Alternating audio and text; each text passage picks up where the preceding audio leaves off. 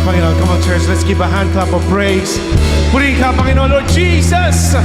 Hallelujah. Dakila ka, Panginoon. Ikaw lamang, Panginoon, Lord God. Hallelujah, Jesus. Ang mabibigay sa amin, Panginoon, Lord God, ng kasiguraduhan, Panginoon. Walang may bibigay ang mundo, Panginoon, Lord God, Jesus. Hallelujah. Kaya nagagalak kami, Panginoon, sa mga oras na ito. That you replenish, Panginoon Lord God, hallelujah, ang nauhaw po naming mga puso. Uhaw kami, Panginoon Lord God, sa iyong mga salita. Uhaw kami, Panginoon Lord God, Jesus, hallelujah, sa iyong banal na Espiritu, Panginoon, na manaan sa lugar na ito, Panginoon. As we declare, Lord God, that this place is the place of grace, Panginoon Lord God, hallelujah. Kaya salamat, Panginoon Lord God, Jesus, sa mga pagkakataong ito, na ikaw lamang, Panginoon Lord God, Jesus, hallelujah, ang magdaragdag, Panginoon Lord God, ng mga kalakasan at mag-feel, Panginoon Lord, ng mga empty hearts, Panginoon, sa lugar na ito. We praise you, Father God, Lord Jesus, and we glorify your name as we declare that you alone is worthy to be praised. We thank you, Father, Lord Jesus, for your great anointing, O Lord God. In Jesus' name we pray. Amen, amen, and amen. Hallelujah, Jesus. Hallelujah. Praise God. God is good. Napakadakila ng Panginoon, right? Amen. Mag-settle down po muna tayo.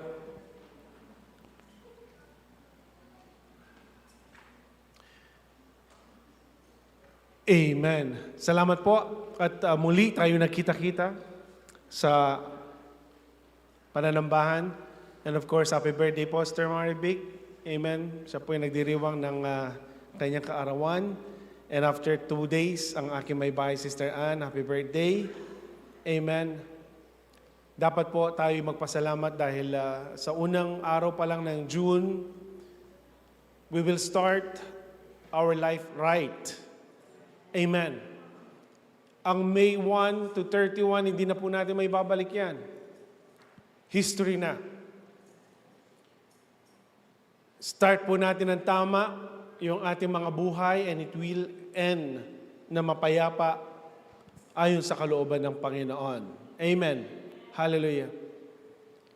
God is good. Praise the Lord. Amen.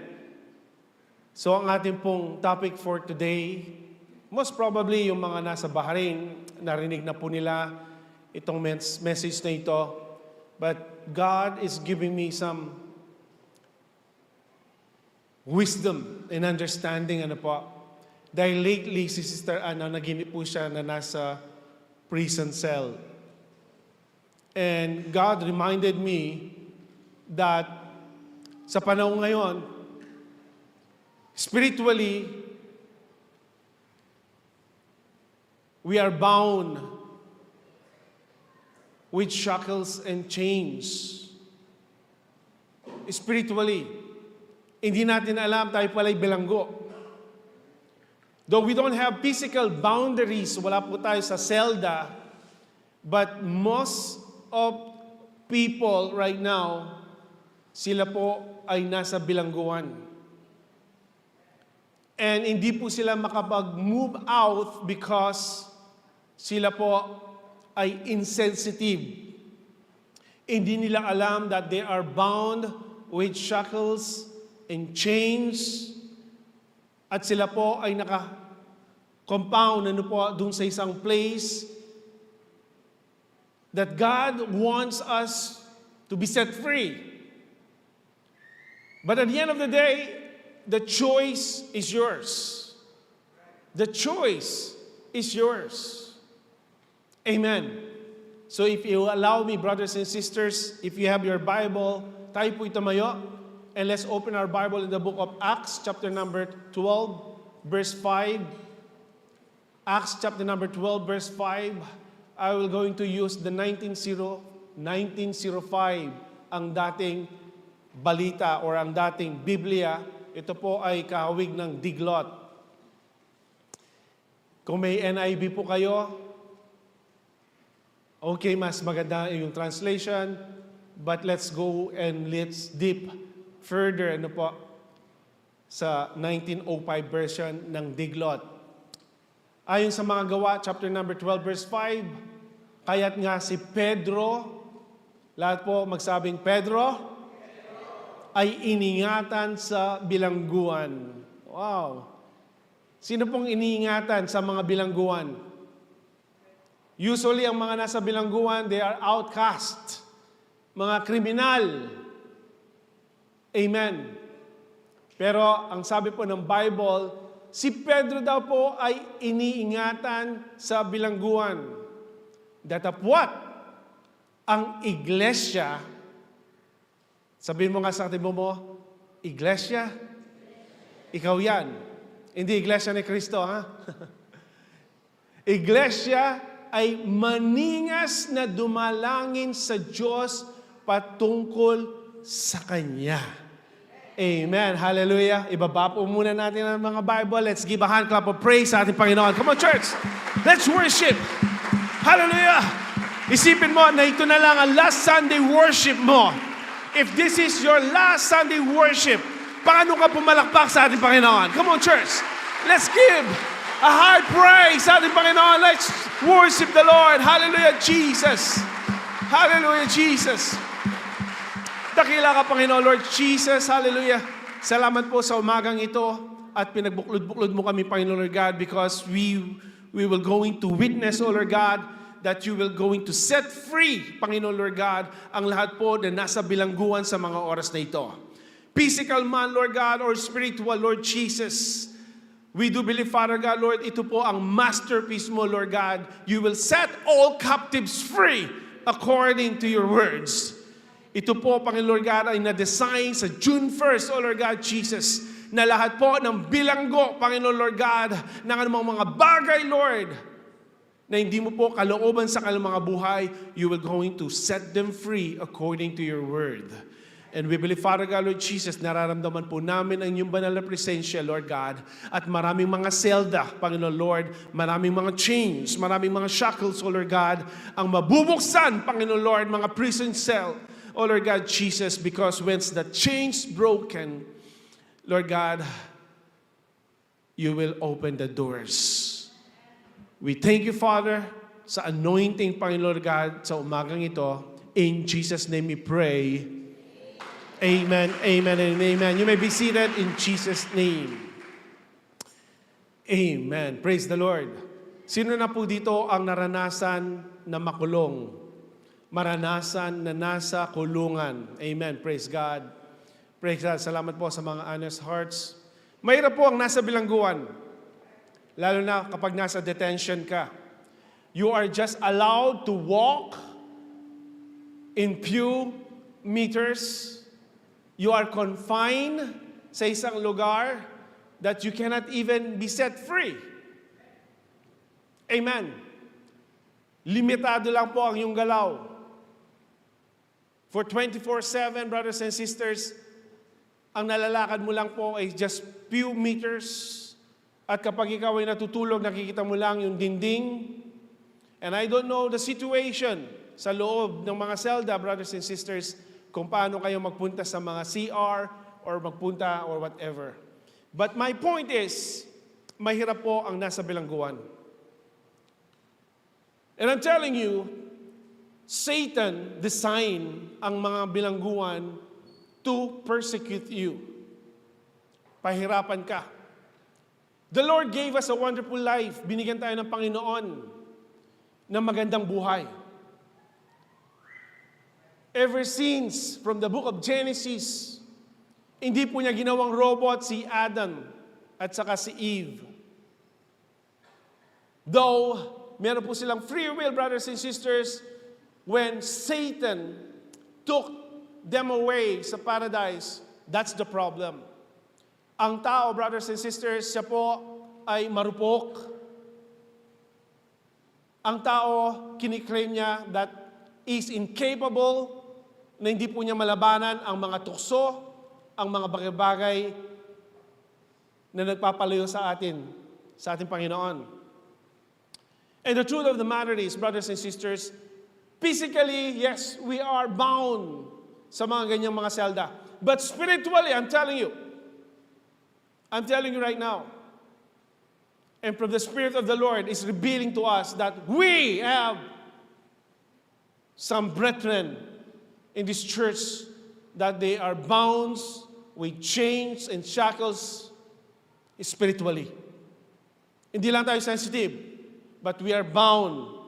Tayo po ay nakakonfine sa isang spiritual forces that you are not even aware na ikaw ay nasa bilangguan. You cannot even raise your hand to worship the Lord because yung mga shackles and chains ay napakabigat. The reason why you are here in this church is to worship Him. Hindi ka nagpunta dito upang magpa-pogi points or magpaganda. Nagpunta ka sa church to worship the Lord. Last week I told you, brothers and sisters, napansin ko po, medyo may mga nabobore because they are not used to do it. But I'm telling you, pagdating mo sa langit, you will only do 24/7 to worship the Lord. You know, na-create po yung inyong mga kamay to clap your hands unto the Lord. Na-create ang ating mga bibig para mag-marites? No. Na-create ang ating mga bibig, brothers and sisters, to glorify God, to worship Him in spirit and in truth. That's all. Bakit ka narito sa mundo? It's not designed to work. Hindi po na-design. Transient lang po dito sa mundo. We are just mere transient. I'm just telling you, brothers and sisters, wala pong magagawa ang yaman ng mundong ito. Even professionals ka, you are doctor, engineers, architect, or anumang iyo pong kinalalagyan, is just a temporary. Businessman, businesswoman, merong ang malaking network, is just a temporary. Kumikita ka ng 500,000 in a month, is just temporary. Because at the end, tayo po lahat ay mamamatay. Lahat tayo ay mawawala sa mundong ito. Amen. Naniniwala po ba kayo? We are not immortals. Tayo po ay mamamatay. That's why the point na nais po ng church na ito, even sa Bahrain, we are reminding people that we are just living temporarily. We will leave this place. Kaya dapat po, aalis man tayo sa mundong ito, meron tayong bakas na iiwanan sa mga nagmamahal sa atin. Amen. Maging mabuting tao po tayo na may banal na takot sa Diyos. Amen. At you need to baptize in the name of Jesus Christ because ang sabi sa John chapter number 3 verse 3, unless a man be born again, he cannot see the kingdom of God. And unless a man be born of water and of the Spirit, he cannot enter into the kingdom of God. So kailangan mo ma-born again. That's John 3:3. It's not a religion, it's a relationship. Pag na-born again ka, you will see the kingdom of God. But the story will not end.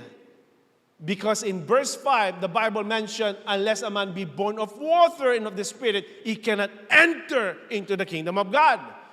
So the Bible always tells us, kailangan nating mabaptize in the name of Jesus Christ to enter into the kingdom of God.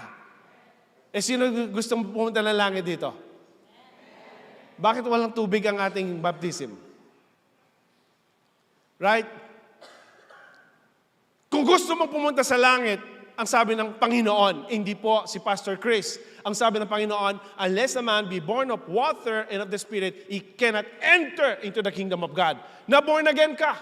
Tinanggap mo ang Panginoon, umiiyak ka pa nga nung tinanggap mo siya.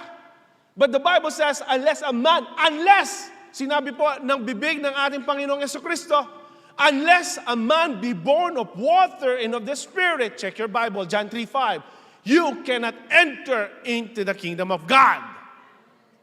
So kung hindi ka pa nabaptize in water in the name of Jesus Christ, yes, makikita mo lang ang kingdom of God, but you can never enter in the kingdom of God. Clear po ba? Clear po ba? So kung hindi ka pa nabaptize in Jesus' name, you cannot enter in the kingdom of God. Kaya nga, matamlay tayo eh. Hindi tayo makapag-worship sa Panginoon because we are not excited. But we are just temporary here. Dalawa lang po ang destination natin. Either heaven or sa hell. Eh kung hindi ka mabaptize in the name of Jesus Christ, eh saan po kayong papasok? Eh sinabi ng Panginoon, unless. Datapwat, ang sabi po sa Tagalog. So kung hindi po tayo magko-comply sa iniinging requirements ng Panginoon, you will never enter the kingdom of God. So Pastor Chris, pwede po ba ako mabaptize ngayon? Irregardless anong religion mo, anong denomination mo, anong affiliation mo, I don't care. Ang importante, if you want to enter into the kingdom of God, you have to be baptized in the name of Jesus Christ. Maawatan tibagbaga ka niya. Ay, intindihan niyo po yung buli kong sabihan. O Arabic natin. Hindi ko alam mag-Arabic. Pana, Indian. Mapimalom. Amen. Praise the Lord. Now, let's move. Kiniklear ko lang po ito, brothers and sisters, because I want you to feel uncomfortable. Pag pumunta ka sa church at komportable ka, there is something wrong. The Spirit of God is not here in this church. Pag nag-attend ka ng church at komportable kang komportable sa preaching, there's something wrong. Wala ang Espiritu ng Panginoon. Sa isang church na pag-upo mo pa lang, hindi ka komportable dahil parang tinatamaan ako, parang akong pinagsasabihan ng pastor na ito, you are in the right church. Because the church was built para po sa mga righteousness ng tao. Na maging tayo po ay maging righteous. Ay, dapat pala banal tayo. Kailangan po natin maging banal dahil sa langit po, mga banal. Eh kung pupunta ka sa church as usual, there's something wrong. Amen. Tandaan niyo po ang pagmumukhang ito. I don't want you to be comfortable because pag komportable ka, matutulog ka during worship service. Pero pag hindi ka komportable, hindi ka makakatulog dahil yung inyong pandinig ay nandoon po sa mga speakers. Nakikinig ka. Receptivity is very important because the time is at hand. Malapit na pong dumating ang Panginoon. At ang sabi po sa Book of Romans, tayo maliligtas sa pamamagitan ng pananampalataya. Paano po ang pananampalataya? Sa pamamagitan ng pakikinig ng salita ng Panginoon. And faith arise. Amen. Amen. So wala nang natutulog. Lahat ng inaantok magsabing, praise the Lord. Yes. Amen. So let's go back. Amen. Sabi ni Pastor Vlad, hanggang alauna tayo ngayon. Okay lang po ba? Wala namang trabaho, right? Eh sa Barin, 6 days ang holiday. 6 days ang holiday po namin sa Barin. Sabi ko kay Sister Ann, nako, nakalibre ako ng 4 days. Gusto ko man mag-extend, Sister, pero nakabook na po kami. Amen. But anyhow, at least, meron pa tayong chance. Malay natin, sa December, magkita-kita tayo muli. Right? Sa live stream. Praise God. So let's move. Excited na po ba kayo? You read this story, brothers and sisters.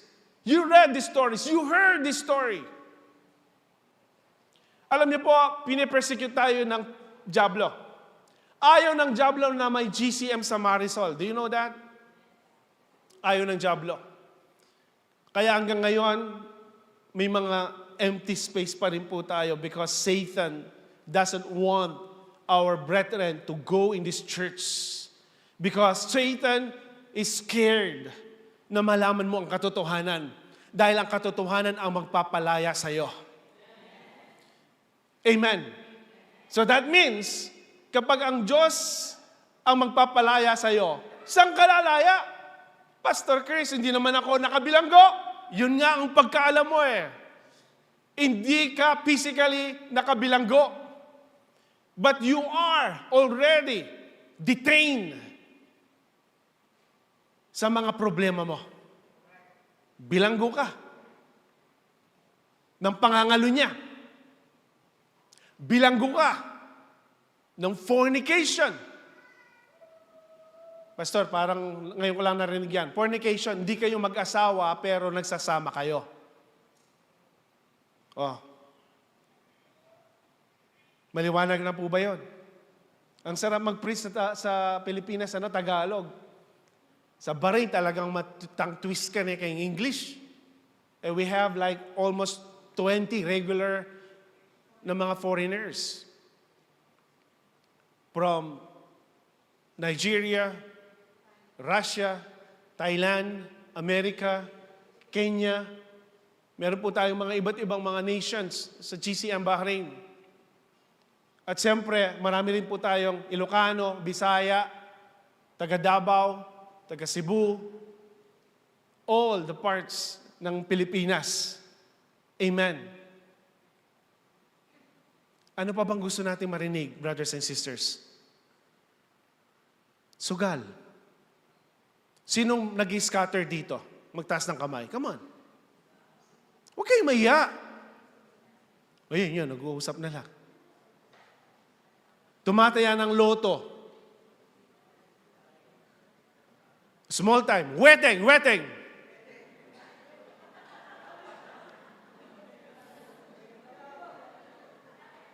Hindi niyo po ba alam na kayo po ay bilanggo in a vicious cycle?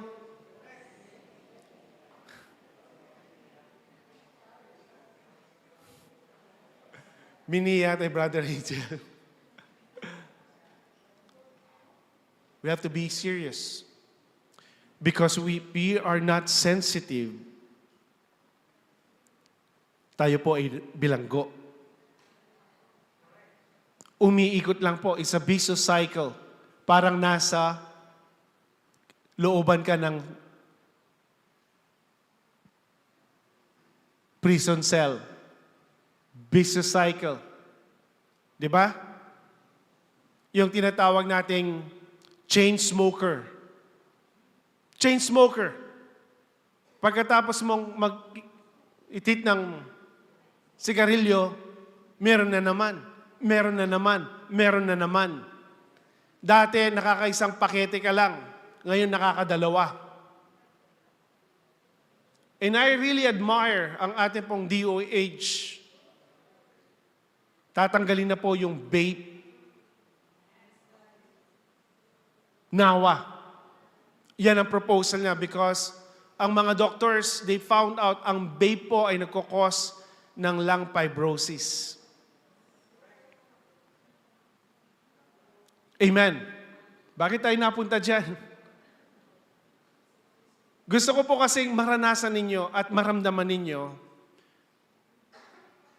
na kapag hindi kayo sensitive sa mga ginagawa po ninyo, you are considered a prisoner of your own self. Utang. Sino ditong mahilig mangutang? Ayun. Praise God. Napaka-honest po ng mga kamay na ito. Katatapos mo lang magbayad kahapon, katapusan. June 1 pa lang, Brother Renz, wala nang pera. Na-scatter na. And again, babalik ka na naman sa June 1, sa karera ng problema. So, sino ngayon ang nasa bilangguan? Sabi nga ni Sister Marlene kanina, di ba? Yung pambayad natin, inisip po natin pambayad natin ng mga Jews. Kuryente, tubig, ang dami nating binabayaran. Right? Minsan nagkukulang po tayo. That's the problem, Church of God. Hindi tayo sensitive, but you are only roaming around the corner because you are a prisoner. Ginagawa ng diablo yan upang sa ganon, ikaw po ay mahirapan. Because pag ikaw ay mahirapan, it is hard for you to go to the church. Kapag ikaw ay nahihirapan, marami kang sama ng loob sa iyong puso. You will blame all the people around you. Even your pastor in the church, you will blame him. At hindi ka na pupunta sa church. But the real scenario, brothers and sisters, this is the master plan of Satan. Ginagawa ng diablo na yon that you are only moving around the corners. Dahil po, limited lang ang galaw mo because the Spirit of the Lord is not with you. Because the Bible says, where the Spirit of the Lord is, there is liberty. Kung saan ang Espiritu ng Panginoon, may kalayaan. Malaya ka. You are not only confined, amen, sa mga lugar kung saan limited lang po ang inyong galaw. No. The Bible mentioned if the Lord's Spirit is here, there is freedom. Kaya next time na mag-worship ka, kung wala kang mga anxiety, depression, at mga problema sa buhay mo, you can worship, you can jump with joy. Isiba mo si brother, si sister Jem? Excuse me, anak, ilan na yung kilos mo ngayon? O sige, mamaya na lang. She can jump. Iniisip ko na si Pastor Esting. Pag meron pong lumulundag dito, tinitingnan niya kaagad yung mga bricks. Ay, itong mga, kung mababasa. Ito dito, basag na oh. Pastor Vlad. Amen. Parang napaka-light po niya, di ba? Nakita niyo, sumasayaw, napaka-light. Tapos tayo, nasa upuan na nga po tayo, brothers and sisters. Hindi pa tayo makataas ang kamay, hindi pa tayo makalundag, hindi pa tayo makapalakpak. Why? Because you are with shackles and chains. Nakabilanggo ka. Alam niyo nakatanikala? Walang freedom.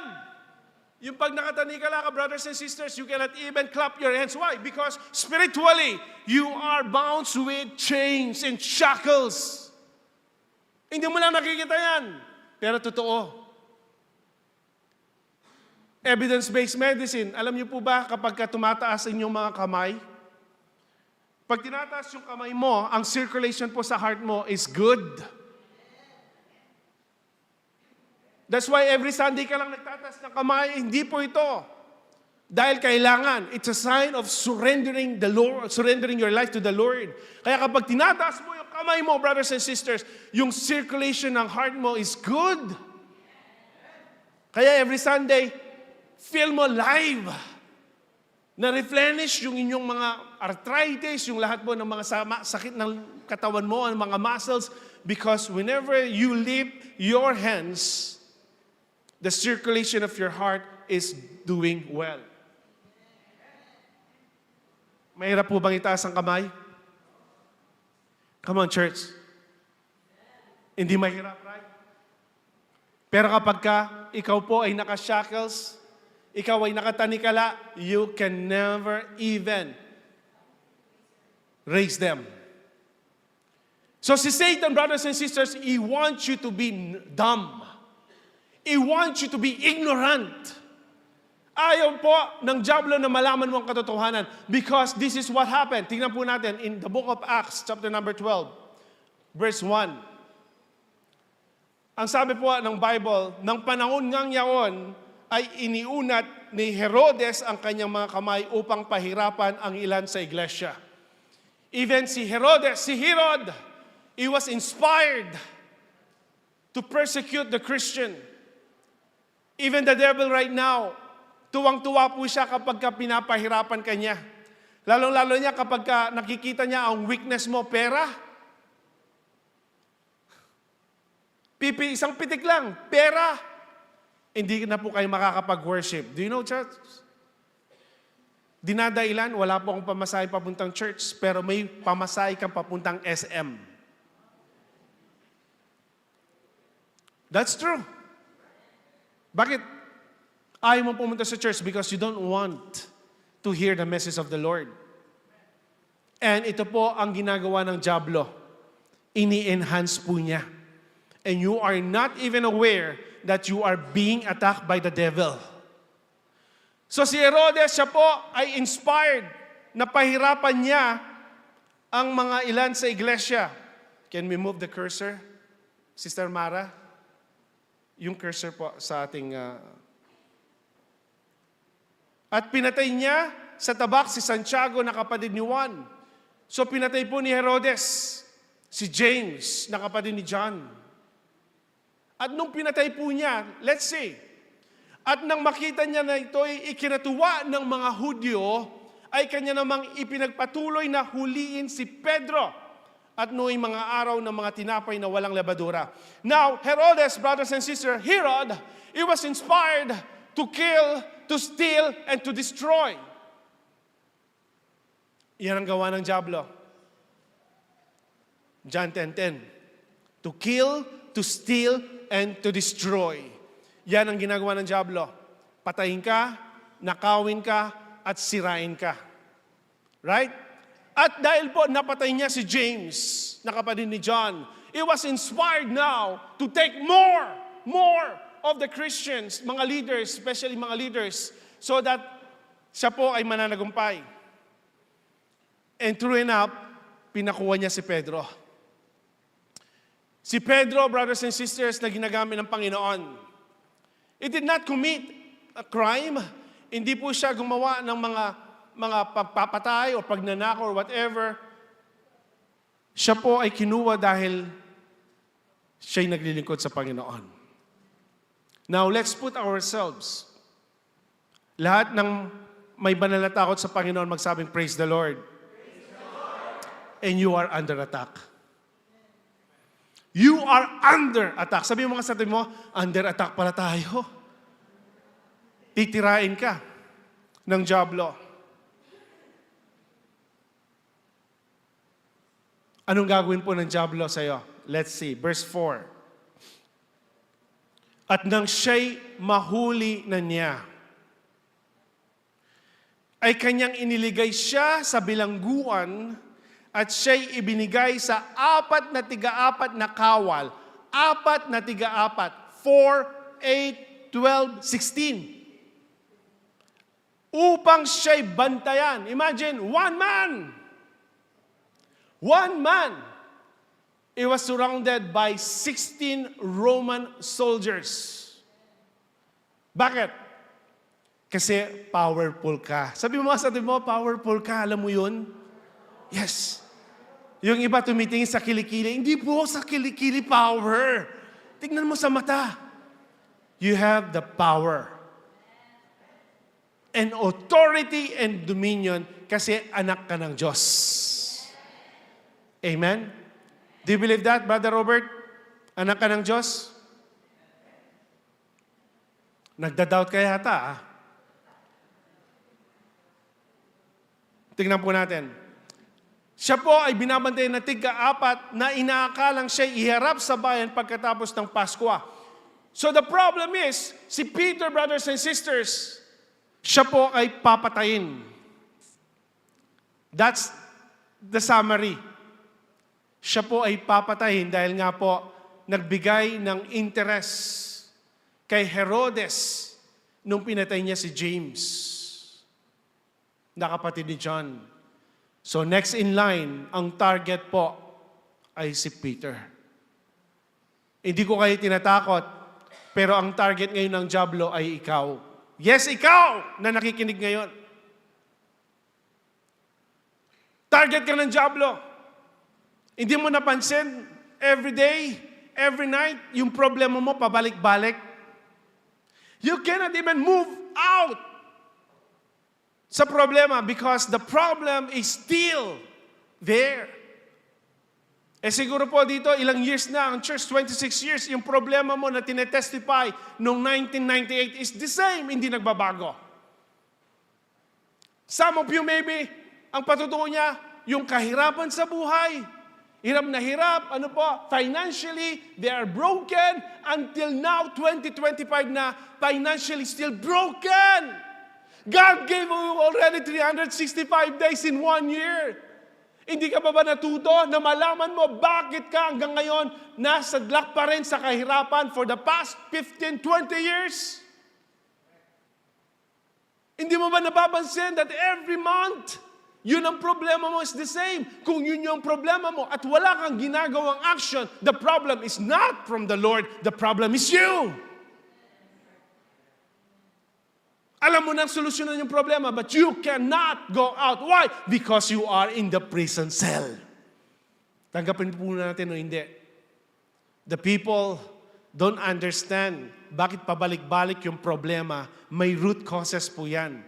At yung root causes na yan, hindi po natin binibigyan ng pansin. Ang ginagawa natin parang halaman, no? Yung halaman, nagiging sagabal na, tinitrim mo lang. After few days, mahaba na naman, tinitrim mo lang. Ang problema, kunin mo yung root cause. Bunutin mo yung problema. Bunutin mo.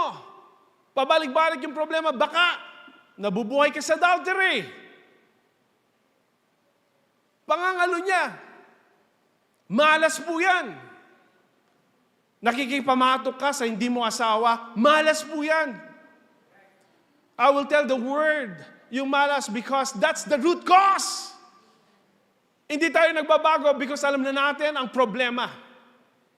Wala kang pera, yung pera na binibigay na blessing sa'yo ng Panginoon, tataya ka, lotong popang wedding. Yun yung root cause. Kung gawin po natin talagang nakadesign, no? Punta ako dito pa. Kung ipunin po natin yung paninigarilyo natin, sa magkano yung metong packet niyan eh? Magkano yung isang Marlboro? Isang pack ng Marlboro? 100, 100 pesos, di ba?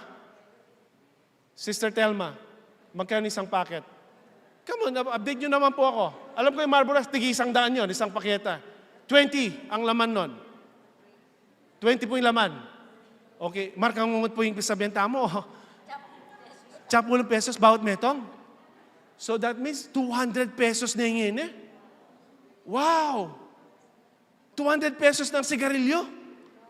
Nakakailang pack ka? 3 pack sa isang araw. That is 600 pesos.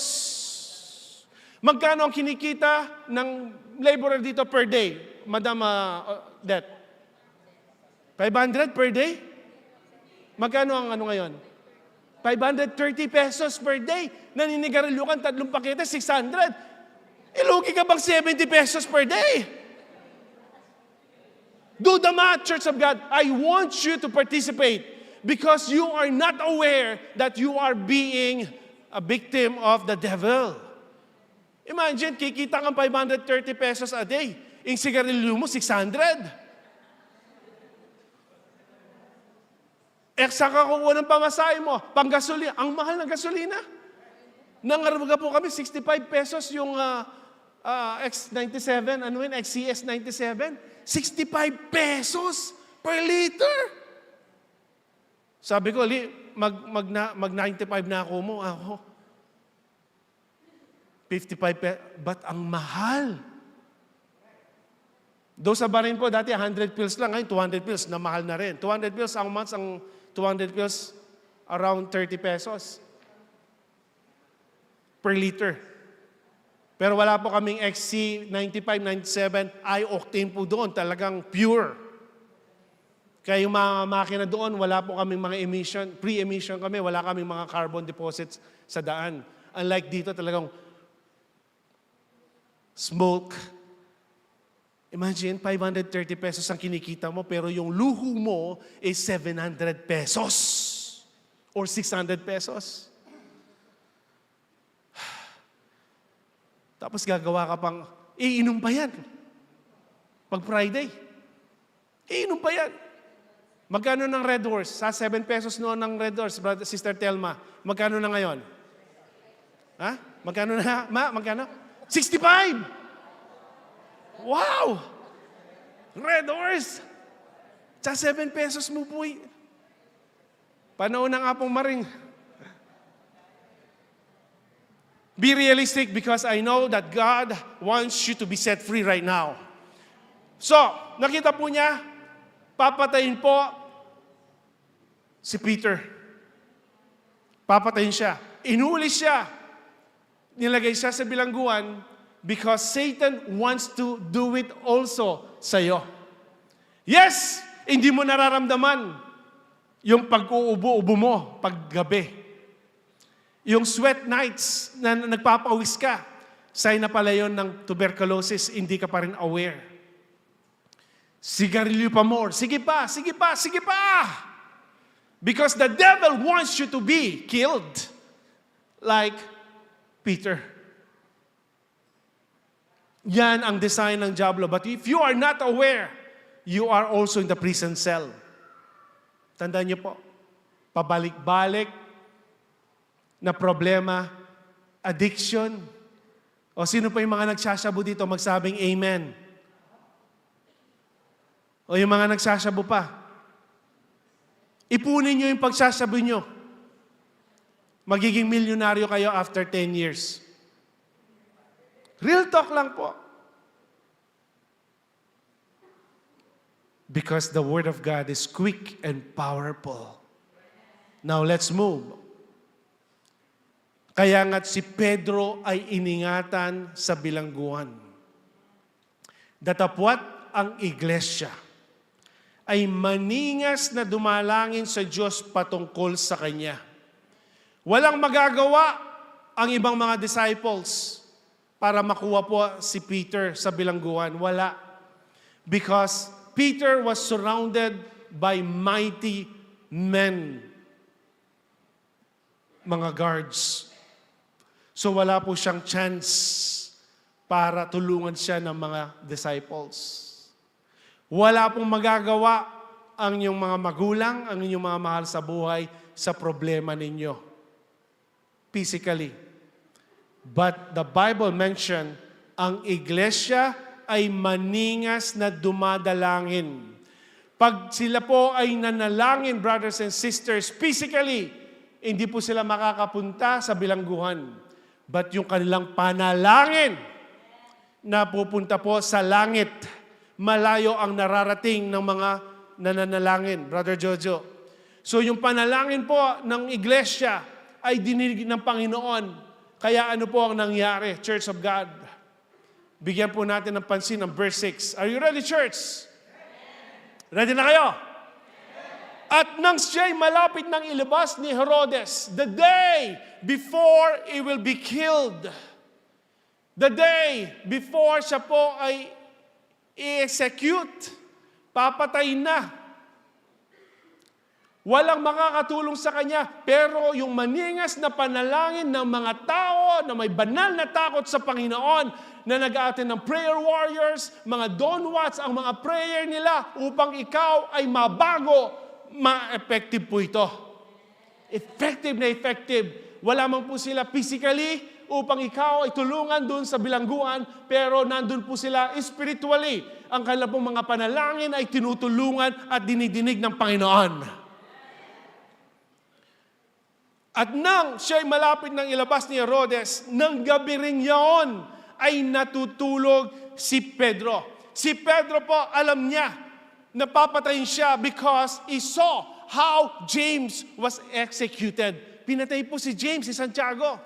At alam niya, ito na yung stepping stone na siya po ay papatayin kinabukasan. Alam na niya. Siguro po, kung sasabihin sa yung, ito na yung last na araw mo at bukas mamamatay ka, hindi ka na makakatulog. Na? Nakamakatudtud. Of course, excited ka na mamatay. No. Nalulungkot ka, di ba? Si Pedro, ang sabi po ng Bible, siya ay natutulog sa gitna ng dalawang kawal. Imagine, matutulog na lang siya, meron pa pong guard. Mga kawal sa tabi niya. At nagagapos ng dalawang tanikala. So nakatanikala pa po siya. Matutulog na lang. Ganun po katindi ang diablo. Ayaw kanyang magbago. Ayaw kanyang ma-set free. Ayaw kanyang maging malaya. Kaya ginugusto ng diablo na 16 na mga Romans ang nakabantay sa'yo at may dalawang gwardya pa, nakagapos ka pa at nakatanikala. That's it. Yan ang design ng diablo.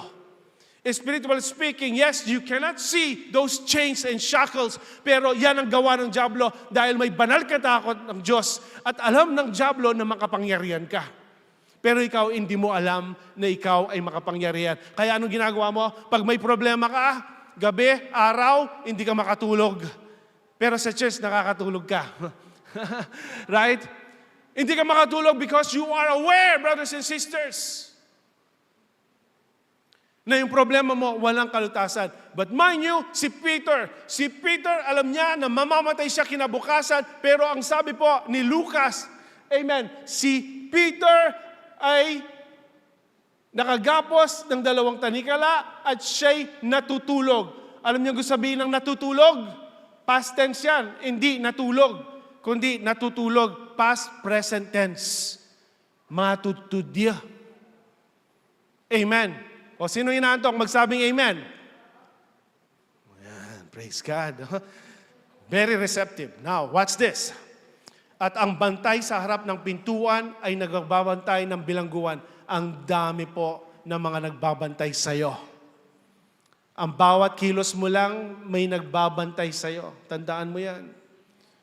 Kaya maging maingat rin kayo sa social media dahil maraming mga nagbabantay na may mga inggit at may mga masamang intensyon sa inyo. And the devil is trying to do those things para i-persecute ka niya. Watch this, verse 7. Excited na po ba? At narito, tumayo sa tabi niya ang isang anghel ng Panginoon. Wala man po kayo doon para tulungan kung sino man ang nasa bilangguan spiritually. Pero yung prayers nyo ay hindi nawala ng kabuluhan. Ang panalangin ng matutuwid ay pinapakinggan ng Diyos.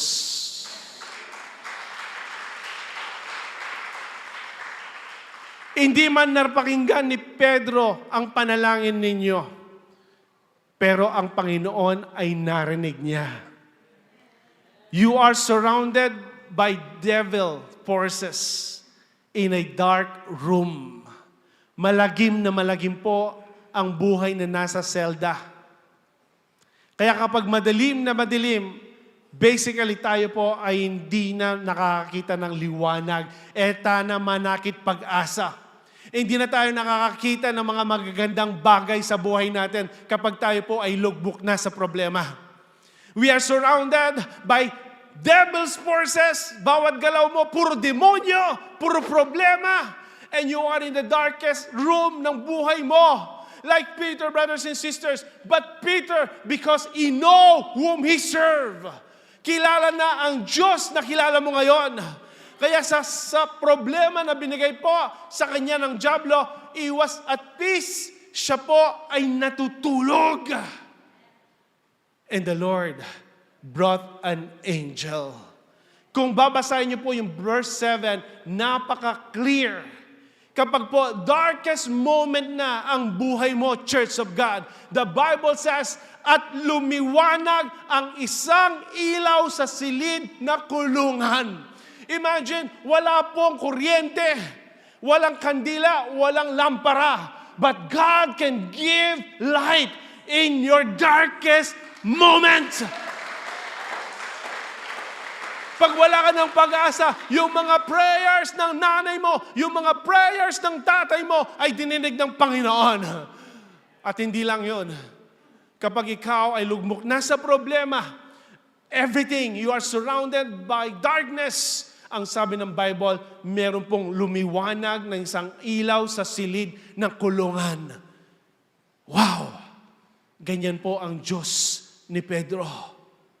At yan po ang Diyos na sinasamba natin ngayon. He will always send mighty angels to guard over you, to protect you, and to give you light kapag ikaw po ay gulong-gulo na. Amen. And all of the sudden, eto po, tinapik ni Pedro sa tagiliran at siya'y ginising. So, natutulog po si Pedro. Natutulog ka ngayon sa problema mo. Komportable ka na eh. Kasi at the back of your mind, ganun din naman ang mangyayari bukas eh. Wala namang magbabago sa problema ko eh. Right? Wala akong pera bukas. Malamang wala rin akong pera. Saan ako kukuha ng pera? Di po ba?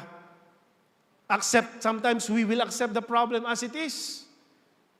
Huwag mo i-accept na nasa bilangguan ka. Uy, you were not designed sa poverty. Hindi ka nakadesign na ikaw ay habang buhay na naghihirap. So nung lumiwanag na, binigyan ka ng liwanag ng Panginoon, ang sabi po ng Bible, ang isang angel, Brother Renan, siya po ay tinapik sa tagiliran at siya'y ginising. Gising ka!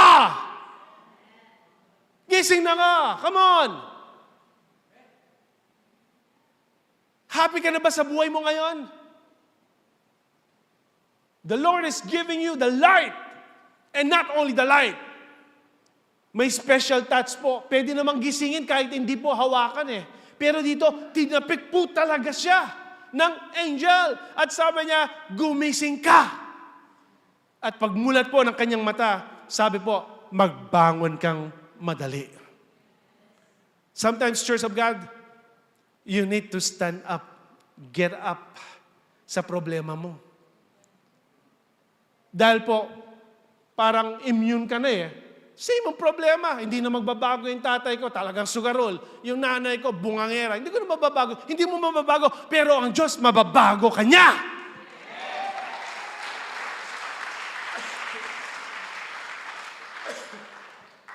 And this is the truth. Nung siya po ay sinabing magbangon kang madali, that's the time, ang sabi ng Bible, na open yung mga kanyang mga tanikala. Nung magbangon po na madali, hindi siya patumpik-tumpik. Come on, it's your choice. Nung ginigising ka ng anghel, it's your choice. Pumunta ka sa church, tapos sabi ng Panginoon, sabi ng preacher, sabi niya, magbago ka na. Nasa iyo, kung tatayo ka o hindi. Pero the Bible mentioned, siya po ay nagbangon ng madali. At nung bumangon siya, doon sa top nabigyan ako ng unawa kagabi. Nung siya po ay bumangon ng madali, doon pa lang nangalaglag ang kanyang mga tanikala sa kanyang mga kamay. Walang nag-unlock. Ang Panginoon hindi niya i-unlock. Pag tumayo ka, bumangon ka sa problema mong yan, brothers and sisters, doon pa lang po ilalaglag ng Panginoon ang bawat problema na tanikala sa iyong buhay. Kailan ka na ginising ng Panginoon? Ilang beses ka na ginising ng Panginoon? December 31. Sinabi mo, ang New Year's resolution ko, Brother Bert, ako sindi, ako minom. December 31 yun. Gising ka, bumangon ka. January 1, 12 o'clock. Pagkagising mo, nilumin niya likod ka rin ka na ako si Carlo Kenny. Siya likod mene! May pati ako pang may asawa. Itang lighter ko, no ka rin niya. Itang kasapego. Kasapego, no? Kasapego. Hindi, open mo. Ayaw kong tawahan kasi last week. Amen. Magbangon ka. Kailan ka bumangon? Kailan ka last bumangon at inarap mo ang problema? At sinabi mo, I'm sick and tired. Hindi ako dito sa lugar na ito. Hindi ito design ng Panginoon para ikaw, tatakot. Hindi nakadesign ang lugar mo ngayon na pinapahirapan ka ng dyablo. This message is for you to stand up. At kapag ikaw ay mag-stand up, brothers and sisters, kusa pong mangangalag ang mga chains sa kamay mo. Wala ka nang gagawin. Ang gawin mo lang, get up. Tumayo ka. Kung yung problema mo pabalik-balik, tumayo ka. Problema ka. Pilang beses, December 31, may resolution ka. Pilang beses ka nang nangako sa Panginoon. Hanggang ngayon, pabalik-balik pa rin ang problema mo. That means you have to do something, Church of God. Ang Panginoon, binibigyan ka na niya ng liwanag sa mga oras na ito. Binibigyan ka na ng liwanag, Panginoon. Now you have to do your part. Magbangon ka, bumangon ka. Bumangon ka. Get up, Church of God. Bumangon ka. Nakita mo na yung liwanag. Ginigising ka na ng Panginoon. Now it's time for you to rise up. Get up! At kapag ginawa mo yan, brothers and sisters, that means you are sick and tired in that position. You are sick and tired na nandun ka sa mga chains and shackles sa buhay mo. You are sick and tired na may utang ka. May sick and tired na may kapit ka. You are sick and tired na naninigarilyo ka. You are sick and tired na nagsasabo ka. You are sick and tired of this life. Bakla ka. You are sick and tired na mabubuhay ng ganyan. It's time for you to rise up. And if you rise up, Church of God, that's the time na mangangalaglag ang inyong mga tanikala sa inyong mga kamay. Hindi po kaagad nalaglag yung tanikala. Gigisingin ka muna ng Panginoon ng kanyang liwanag. At mapapakinggan mo ng mabuti. At gumising ka! At bumangon ka. It's your choice. Kung gusto mo magbago, happy ka na sa buhay mo ngayon, it's up to you. Pero pagkagising mo, I'm telling you, you are still on the chains and shackles of your life. And welcome to the club. Because June 1, June 30 is the same problem ang makikita mo sa buhay mo. Mapipayda, walang pagbabago. Because you want to stay in your comfort zone. Wow.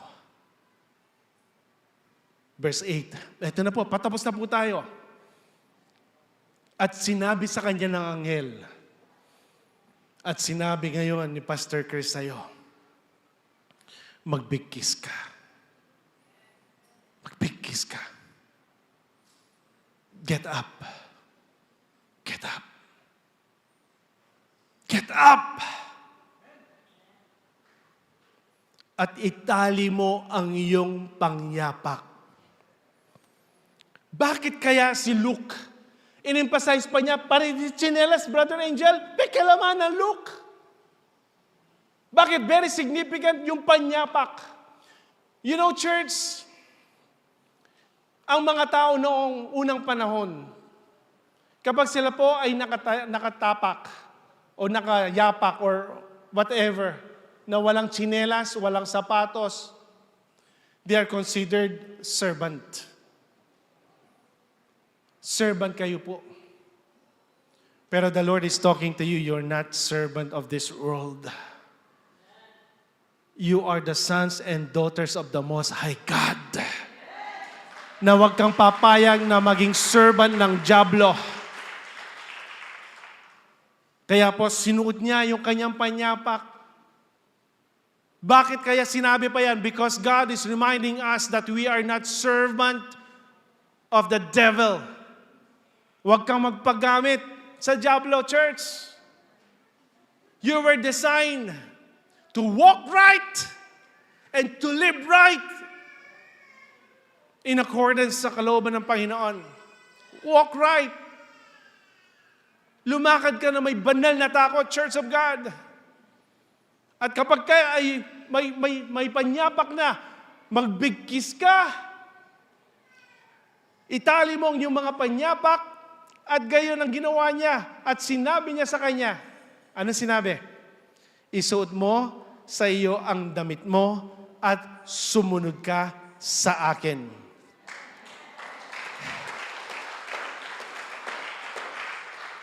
If you will try to read each verse, bakit pati yung damit kailangan? Because gusto po ng Panginoon na yung inyong pong pansuot ay may dignity. Lumakad ka ngayon ng may dignidad. You have to clothe yourself because God will going to clothe you with His compassion. Amen. Huwag kang lumabas na naked, kundi lumakad ka na may dignidad at binago ka na ng Panginoon. Tanggalin mo na kung anumang suot na nagparumi sa'yo, kundi baguhin mo na ang iyong buhay. Isuot mo ang iyong damit. And the most important thing is obedience. Obey the Lord. Sumunod ka sa akin. Kailan ka last sumunod sa Diyos, sa kalooban niya. Parang bata si Pedro. In-instruct po siya, isa-isa. Mag-big kiss ka, magsuot ka ng panyapak, isuot mo ang iyong damit. Ano pakialam ng Diyos sa mga suot na yan? It matters. Dahil kapag ikaw ay nagpapalaw at nag-o-obey ng kanyang mga utos, hindi po mahirap na lumakad kasama ang Diyos. Mga simple instruction lang. Huwag kang malate sa donuts, huwag kang malate sa praise and worship, huwag kang malate, huwag kang magsuot ka ng appropriate sa church. Hindi ka pupunta sa church para ikaw ay mag-entertain ng tao. Nag-aating ka sa church, maka-miniskirt ka, ang popang makaltola rin kaya kang burimong pakit. Masakit pa, pota magtas kang gamat, kahit doon ang kilikili mo. Simple instruction. Every churches in this area, ang GCM lang, ang nagko-comply ng mga tamang kasuotan. Tama, mali. Ay punta kayo po sa mga ibang churches, talaga pong nagpe-praise and worship, kitang-kita yung kilikili. Dito na nga lang, nakita mo, walang tsinelas yung mga nakayapak lang. Because in those small instructions, di ba, Brother Kennedy? You can follow the Lord. Hindi mahirap lumakad sa Panginoon kung mga simpleng mga bagay na iniutos ng angel kay Peter na ginawa niya. It's not hard for you to serve God with all your heart. Amen. Hindi pa po tayo nagtatapos. May verse 9 pa. Ito yung matindi. At siya'y lumabas at siya'y sumunod. Hindi lang po siya lumabas basta-basta. Siya po ay nag-follow at pinalo po niya ang angel. At hindi niya nalalaman kung tunay ang ginawa ng anghel, kundi ang isip niya ay nakakita siya ng isang pangitain. And last verse, brothers and sisters. At ng kanilang maraanan ang una at ang pangalawang bantay ay nagsirating sila sa pintuang bakal. Matindi po yun Pintuang bakal na patungo sa bayan. Ito pong pintuang bakal na ito yung iron gate na wala pong makaka-open yan. Yan po ay nakalak and this is the only way para makalabas ka sa prison cell. Not by your might, nor by your power. Tingnan po natin yung iron gate. Yung iron gate, kinakatakutan yan. If you will see the iron gate, there's no way out. Hindi ka makakalabas. Di po ba? Ganyan pag nag-start ka na mag-shabu, mahirap ka nang lumabas sa shabu. Methamphetamine, very addictive. It will take months and years para ma-clear out ang shabu.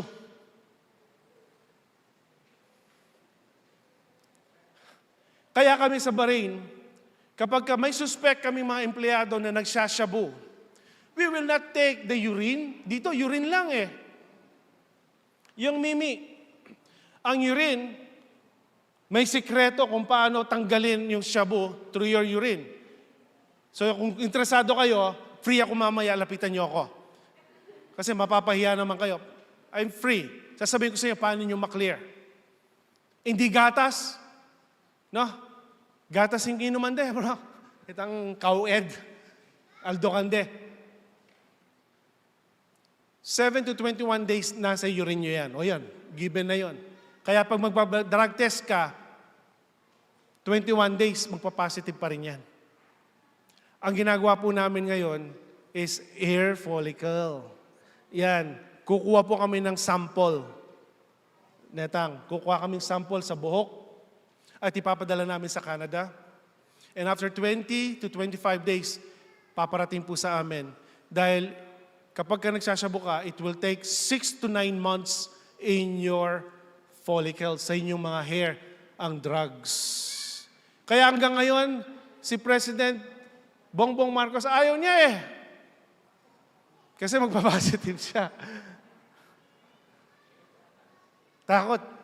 Mga takutan niya. Because you cannot hide. It will definitely give you a positive result. Yun yung mga iron gate ninyo. Because I bet those people who are using drugs, within 3 months, babalik at babalik at babalik at babalik po yan. Ang Panginoon lang po talaga ang may kalakasan na ibibigay sa iyo upang mapagtagumpayan mo yan. And that is your iron gate sa buhay mo. Yes, clear ka na, Brother Jojo. Hindi ako magshabu, Pastor. Pero nakita mo yung iron gate that you can never pass through. Babalik at babalik ka ulit sa selda mo. At ikaw ang magtatanikala sa buhay mo ulit. Because you are afraid facing your iron gate. But the Bible says, if nagbigkis ka, you get up, at ikaw ay sumuot ng inyong panyapak, at sinuot mo ang iyong damit, that means you are ready to go. Right? Eh kung nakapagpajama ka pa, pastora, at wala kang panyapak, that means may hesitant, gusto mo ulit matulog, at gusto mo ulit bumalik sa selda mo because you are comfortable about it. But I'm telling you, Church of God, if you will allow yourself to get up, tatayo ka, suot mo yung panyapak, at ikaw ay magsusuot, you are ready to leave your behind. Aalis ka sa roroonan mo ngayon. At once you will see the iron gate na kinakatakutan mo, I have a good news. Sabi mo sa atin mo, may good news ako. Tingnan niyo po, habang naglalakad ka sa kalooban ng Panginoon, may panyapak ka, meron kang suot, at ikaw ay ready na lumabas sa selda. Ang iron gate na yan, ang sabi ng Bible, kusang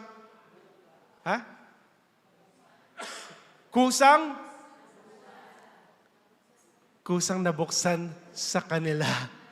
Sinong nagbukas? Ang kamay ng Panginoon. If you are ready to leave your behind, ang mga malulungkot at mga mababangungot na problema mo, you have to ready to face your iron gate. And you will not do anything. Just walk in the light. Walk in the light. Walk in the light. Kaya kayo, kaysa pumapalakpak kayo dyan, come on. Diba? Walk in the light. Walk in the light.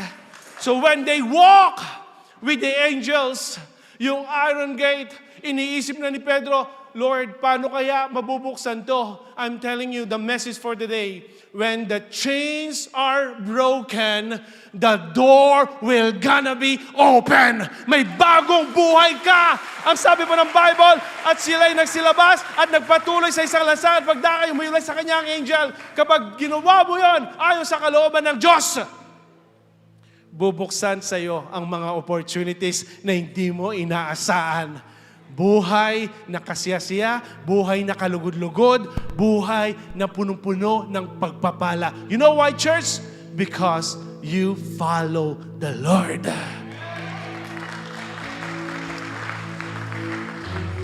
So lahat ng mga nasa prison cell, you can get up, rise up. Come on, church. You can rise up. You can get up. Diba? Ang gaan ng feeling. Now the Lord is ordering you, suotin mo yung mga sandalyas. If you are ready to step out, be ready to prepare your sandals, which is the Word of God. Remember Ephesians? Saan ginagamit yung mga sandalyas? As the Word of God to spread. At yung sandalyas mo ngayon, yan ang mag-guide sa'yo kung saan ka pupunta. Hindi ka na pupunta sa lotto outlet. Hindi ka na pupunta sa wedding outlet. Hindi ka na pupunta mangingibang bahay ka. Those sandals were designed with righteousness and holiness in the holy presence of the Lord.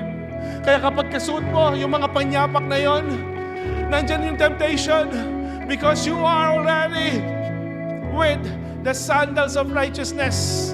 Instead na yung panyapak pupunta dyan, babalik at babalik ka. Amen. Sa kalooban ng Diyos. Hindi lang yon. Yung suot mo, na suot-suot, pag nakita ka, binago ka ng Panginoon. Bago ka ng nilalang. Bago ka na. Kaya kapag may mga naglalarong marumi, hindi ka na magjo-join sa kanila because you know that you are already cleansed by the Lamb of God. Ikaw ay nabaptize na in the name of Jesus Christ of Nazareth. Kaya ayaw mo nang bumalik sa putikan, ayaw mo nang magulong buhay. You will walk right and talk right and live right hanggang ikaw ay uuwi na sa Panginoon. That's make sense? Ang sarap, di po ba? Ang sarap ng bago. Bago nila lang. Amen. Break every chain, break every chain, break every chain, break every chain, break every chain, break every chain.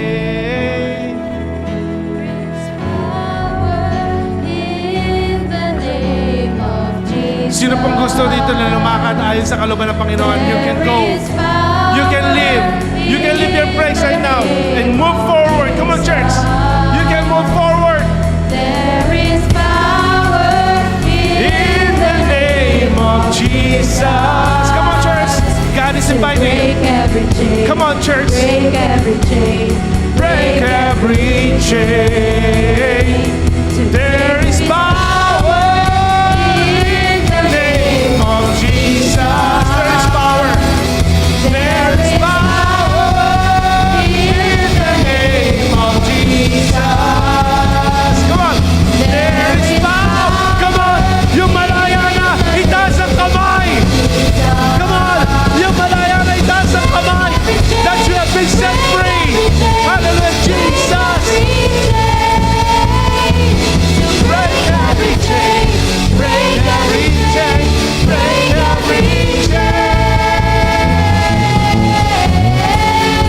Hallelujah, Jesus.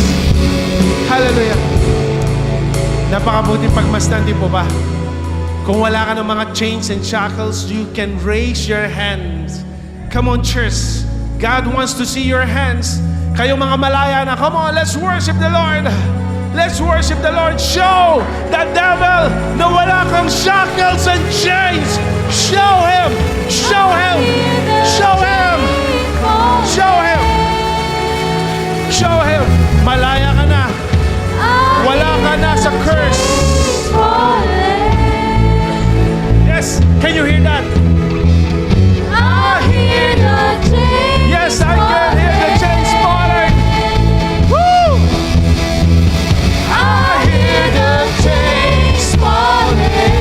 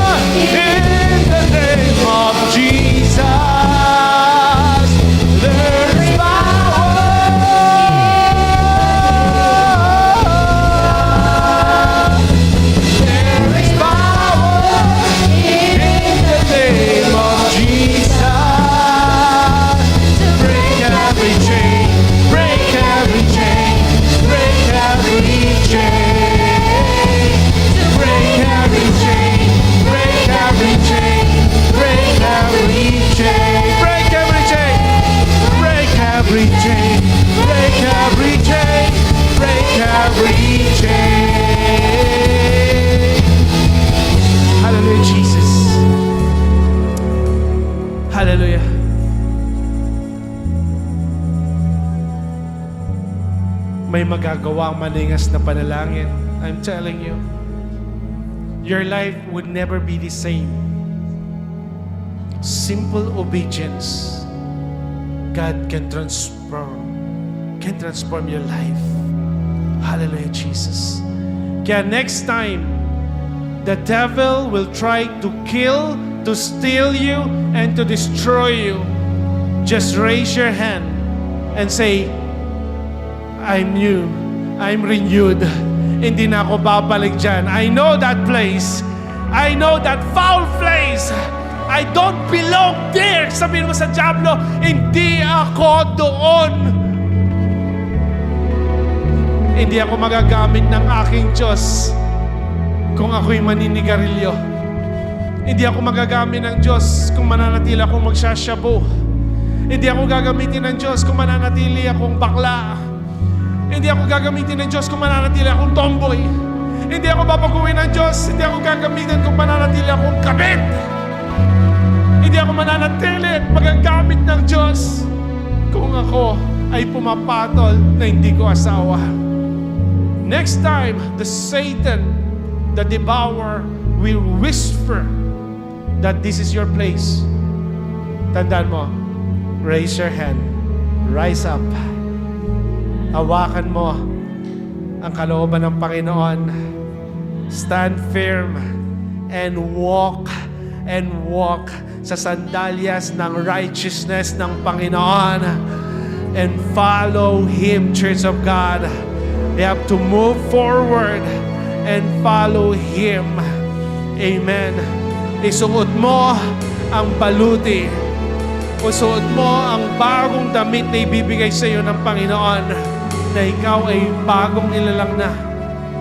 Hallelujah, Jesus. Dakilang Diyos na dakila. Salamat, Panginoon Lord, sa mga buhay na narito, na nakatakas ang kanilang mga kamay.